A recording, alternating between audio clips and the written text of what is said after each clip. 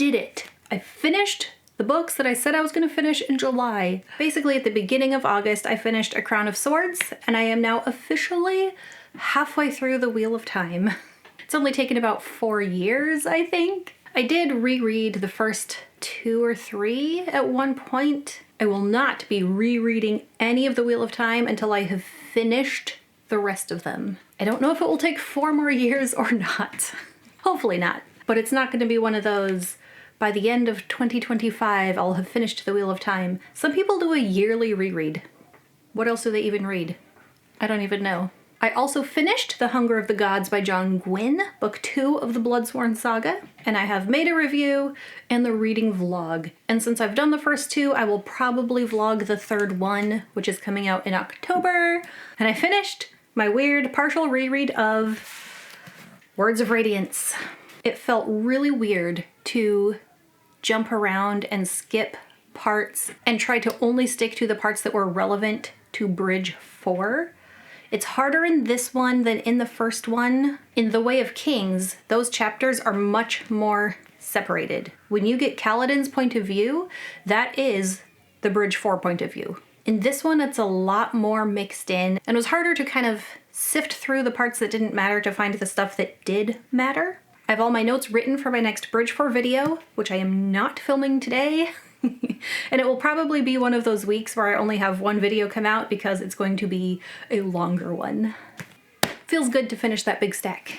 And once I finished those larger sized books, I decided to keep working my way through my backlog, and I decided to pick up The Sword of Shanur by Terry Brooks. I think before this video comes out, I'll have put out the video where I talk about why I DNF'd it. It felt sad to put it down, but I was not surprised. I knew that it wouldn't live up to my expectations. I didn't know that it was going to be so copy of The Lord of the Rings, at least to start. I'm sure it didn't stay that way the whole time. It didn't make me sad enough to push through and keep reading it when I wasn't really enjoying it. I don't have my copy to hold up because I did already donate it to a little free library, and all the books I donated, everything in my unhaul video that came out before this one, all those books were gone by the next day. So somebody saw those books and was like, I want those. So let's just get out those little pieces of paper. There are 3 of them because I unhauled all 3. The Sword of Shanur, the Wish Song of Shanur, and the Elfstones of Shanur. Because if I wasn't enjoying the first one, I wasn't going to read the second and the third one. So I took them off my shelf, I donated them. They are not part of my backlog anymore. Also part of my unhaul was Kingdom Beyond the Waves by Stephen Hunt. My Dune books that I donated, my old paperback versions rather than my nice versions that I still have. And A Heartbreaking Work of Staggering Genius. And I am okay with all of those that I'm not keeping or reading. And then there's only 2 left. Gonna put back The War of the Worlds. This next one I loved. His Majesty's Dragon by Naomi Novik. Read, loved it. I'm also planning on recording my review for this one today. I don't know which one will come out first, that one or this one. I won't say too much about it here though, except that it has sat on my shelf all this time and I had no idea what a treasure I had sitting there. And I wish I had read it sooner, but also it felt like the perfect time to pick it up because I had had some disappointing things that I had read. I had put down some books, DNF'd, and I felt like I needed to try this one, and I'm so glad that I did. This is a Dragon Rider book. It's not like a lot of the young adult books where there's a coming of age story. It's definitely written for an adult audience. The main character is an adult, and the dragon, Temeraire, might be one of my new favorite dragons. So I have discovered a new author that I love, a new story that I love, and there are more books after this one that when I was doing my unhaul and I was thinking, I'm making room for more books, this series is going to be some of those books that start appearing on my shelf. A dragon book that I liked. Woohoo! And it feels good to only have 1 book left in my backlog, and I still have a few months left in the year. And then after His Majesty's Dragon, I had not planned on reading this one next, but I had been seeing it posted around. It looked very cute. I decided to buy myself a back-to-school gift I bought myself a nice insulated mug for my morning coffee, and The Spell Shop by Sarah Beth Durst. I also really loved this one. It is a cute, cozy fantasy. I did already make a review, and I plan on making a spoiler-filled video about this one because it was so cute. I also plan on making a spoiler video for His Majesty's Dragon, which was also super cute. Maybe cute's not the right word, but I loved it. I was partially drawn to this one because it was beautiful. I saw someone else with it at a concert and I was a little bit jealous. I saw it going around online a little bit, and it is just a happy, warm, good feeling story. The stakes aren't too high, but there's a lot of character growth. There's a lot of magic, and it's just beautiful. And for me, this kind of book, this cozy fantasy, not super big epic kind of story, is really good to put in between some of the other types of books that I read. Some of the other books that are way longer have a higher stakes. A lot of fantasy has a lot of fighting, battle, serious things going on, and this one was very light. Good palate cleanser. All right, transitioning to September. My schedule is changing a little bit. I taught my last yoga class last night, and instead I'm going to be teaching private music lessons. I don't know if I will teach yoga again in the future. For now, that's just a shift in my life.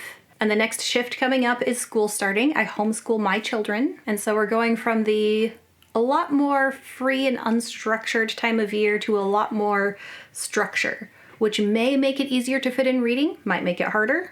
We'll see. Another thing that I have started, and I have just started, I'm evaluating whether I am going to have time to keep going or not. I don't know whether it's something I will stick with, but I am trying it to see how I feel. And that is that I have started a second channel that is about homeschooling. Besides having firsthand personal experience now, it's a big part of my life and my family's life.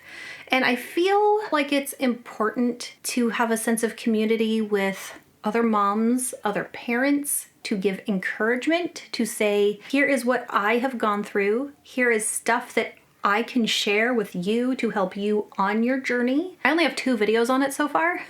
There will be more coming. I'm not prioritizing that one, so I'll just make videos as I have time. I will link it in case you're watching this because you love books and you're also interested in homeschooling.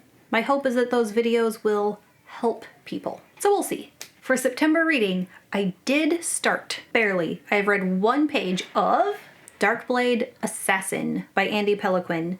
The series is called Darkblade, and then this one, which is the first book, is Assassin. So the next one is Darkblade something else. I don't know yet. I read 1 page, and so far, even just on that first page, you get a good feel for the writing style. It's very different from some of the other books that I have read this year. So it'll be interesting to read a whole book in that writing style. I'll read a little excerpt just so you can see what I'm talking about. From the first page, there was an art to dealing death. It demanded a sure hand with a blade, steel-edged dexterity as elegant as a painter wielding brush and graphite. So I had thought about waiting longer to start this one because it is a darker fantasy, and I had just finished The Hunger of the Gods, but it felt like a good time to fit it in before the next John Gwynne book comes out. It's around 600 pages, just over 650, so it'll probably take me a while. And so if this starts to take me too long, or if I'm just feeling like I need a break from it, I am going to read as my next book after this one, or in the middle if I decide to break it up, The Magician Books by Raymond E. Feist. For me, these are going to be a nostalgia read, hopefully still liking them. The reason it feels like the right time of year to read these in late September is because I took them on marching band trips. I don't know if marching band season is the same as it used to be when I was in high school, but we always did our first competition at the end of September, competed all through October, and then the last one was usually the first week of November. So as fall is transitioning into winter, the mornings are cool, the afternoons are warm, leaves falling, might be sunny, might be rainy. It just feels to me like the right time to read these again. These are not the copies that I read in high school, but I have read these at least twice. The first time I read them, I accidentally read Magician Master before Magician Apprentice. So when I went back and read Magician Apprentice, it was like reading a prequel or like the origin story of Pug and Thomas. So I'm really excited for these. Part of the reason I'm reading Darkblade Assassin first is so I don't read these too early because it's still August. And I want to start them at the end of September going into October. That's my plan anyway. As always, thank you to my patrons. I will link my Instagram and my Patreon. I hope you are enjoying what you're reading and maybe some of these books sounded interesting to you as maybe a next read. And happy reading. Bye.